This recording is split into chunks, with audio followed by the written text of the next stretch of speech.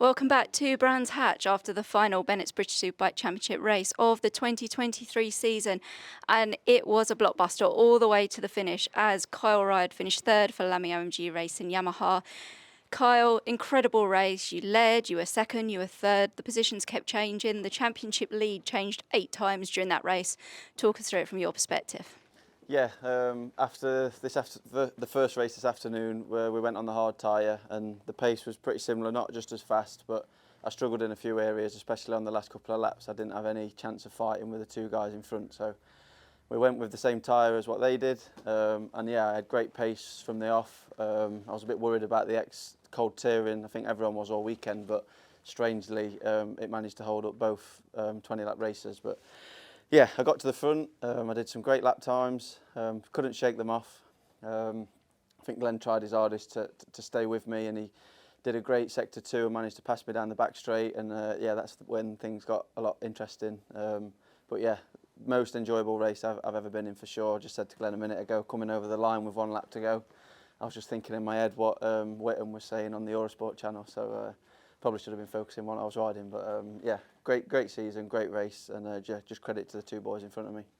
And finishing second in the final Bennetts British Superbike Championship race of the weekend for Monster Ducati, it's Tommy Bridewell. Tommy, that last race was really intense. The championship lead swung in your favour, in Glenn's favour throughout. Was there a point where you ever got flustered, you got conscious of it? Talk us through it, please. Yeah, I don't really know how you can almost summarise that race. Glenn knew exactly what he needed to do, and I knew exactly what I needed to do. But obviously in that mix as well, you've got Carl riding phenomenal, you had Ryan, and all these guys just wanting glory as well for their own right, you know, and rightly so. So I didn't know how, I knew how to approach a race, and that was like every other race I've ever done. Yesterday I probably was a little bit more conscious that it was patchy. I knew I had to beat Glenn. I come into this weekend 7.5 points in the lead. I knew if I could beat him in the first race and have 10.5 point lead, then that allows me, if he wins both races, that allows me to finish second in both races. That's what happened. Does it always happen like that? No. But also I put myself in that position. Glenn put himself in the position to put me under that pressure.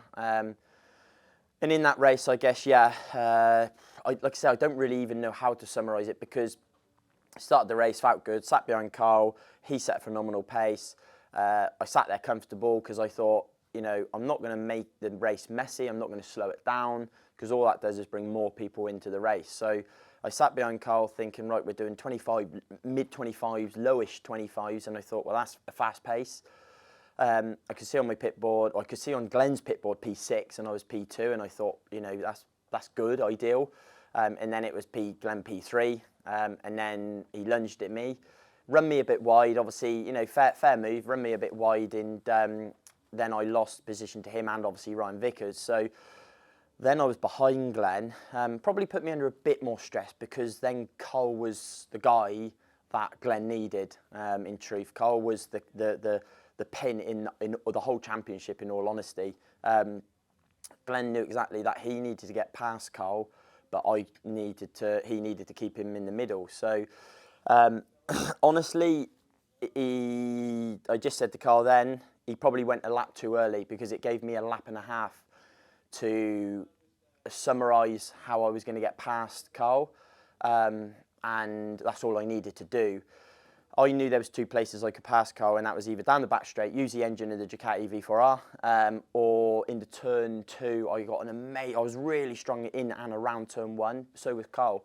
And to be honest, me and him were really strong in the turn 2, so I knew to pass him into there was probably risky than anything. But he had probably not even on camera, but he had a slight tiny bobble, just a minuscule, and that's all it ever takes. And I had a perfect drive to allow me to get the run up the hill, just to position myself. A load of rear brake, locked up. He even said to me then, he's like, all I could hear is this squeal of your rear tyre. And I knew, I could see the way Glenn was riding. He was in like, almost, right, what will be. I need to attack and win this race. And credit to him. And I also knew that as soon as I passed Carl, championship complete, I'm British champion. But also, I also knew that he is going to be looking to where he can pass me back. But I also again know that where he perhaps would have been able to have passed me would have been a massive risk for him and for me, because I was super strong down the back straight into Hawthorns. I was really strong, and also into the next, I think Westfield at right. The place where he could have passed me is the Yamaha's really strong, dropping down and up into Sheen Curve, and then into that left. I thought if I can get down the back straight into that right, defend slightly into the right, get a good run, I would be fine, and it worked out. So that's a very brief summary of the whole race, because obviously there was points where, you know, Glenn was ahead in the championship, then I was back, then it was swinging either way, and like you say, we could go on till bloody night time. But yeah, I guess just to summarise it, after all these years of training, of dedication, of everything I've ever put into racing, probably every day of life, you know, I get up, I go training, I come back, I cut the grass, I make sure everything's all in order around home. Stacey moans because she wants a shelf put up, and I find something else to do. Yeah, but I genuinely can't thank everyone in the team. I can't thank the sacrifice my own family have put in. You can ask my wife and she'll know that for me to be stood here in this position, she's had to sacrifice a huge amount as well as I have. And it's hard to find someone is willing to do that. So it's obviously for my brother, but it's for my family, for my wife, and everyone that sacrifices for this success. I'm the one behind the camera. I'm the one, you know, taking the glory, shall we say? But trust me, it's I'm just a cog in the wheel, really. You know, it's everyone involved that has put me in this position. And a double win here at Brands Hatch for the final round of the Bennetts British Superbike Championship for Beer Monster Ducati, Glenn Owen. Glenn, we've touched on it earlier. You couldn't have done any more today other than win 2 races, and that's exactly what you did. Half a point, but what an incredible race, and it was a fight to the finish. And between you, Kyle, and Tommy, as I said earlier, the championship lead changed 8 times. Talk us through it.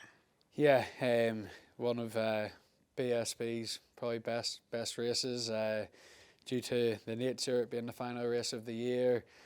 The sun was out, you know, it's cold, but you know what, the track had good grip. 3 guys, there was more, obviously Ryan and that was in there as well, but 3 guys riding probably at the top of their level, probably the best moments of all our careers. Well, my start was okay, made some moves. I seen Tommy was like towards the front of the race and thought, I really need to, any chance I get, I need to get to the front and, you know, make a plan from there. But I looked, we have the lap timers on the bike, and obviously in the race before, I think my time was 25.8, and it's funny what you do sometimes when you're racing, but I thought I seen 25.3 flick up quite early on, and thought, it can't be right, it must be a shadow or something. And then I was like going around Druids or something and stuck one eye down at the dash.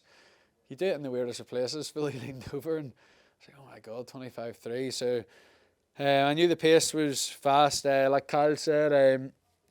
Never concerned that the X wouldn't last, but I kind of just didn't even worry about saving the tyre. I did for a bit, and then the last few laps, my tyre was absolutely gone. I had to work very, very, very hard at Druids to be able to make that move on Kyle on the penultimate lap, because if I could stay close enough there, Graham Hill's probably a strong sector, a strong corner for me, and, you know, use the bike strengths, get it picked up on the back straight. But I tried everything in the race, to be truthfully honest. You know, there's sport and conduct, and you can't cross that, but you can try, you know, manipulating situations as such. And, you know, the first move was on Tommy into T4, you know, up the inside. So many people, pundits, racers, just said, Glenn, you're too nice. And, you know, I suppose I am that type of person. I like to think I'm a nice person. I get on with anybody. I always say I could go for a bite to eat with any of these lads after the Saturday race and turn up and race them on the Sunday. It's just how I am. So I had to try to be not like that. So not deliberately not turning into turn 4 and trying to take it 2 hours wide. It was nice when I looked at the pit board and seen he had went to 4th during that move and thought, okay, that works. Then I tried the fast pace, which it pleases me we were able to do, to see what everyone else tried to go really fast and go to the limit, and, you know, would people make mistakes, and that didn't work because I was pulling away and separating the group. So then I had to slow down.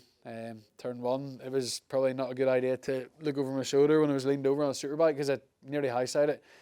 But again, it gave me another opportunity to put Tommy into the pack. And do you know what? It's fun, full of respect. You know, when we crossed the line, you know, I started the last lap. A red flag would have made me champion because I know Kyle crossed it in second. But I came out of Graham Hill and looked up at the screen. And there's a screen to our left when we're riding, and seen Tommy had obviously done him at Druids. And yeah, there's nothing more I could do. It was a great race. The pace was so quick.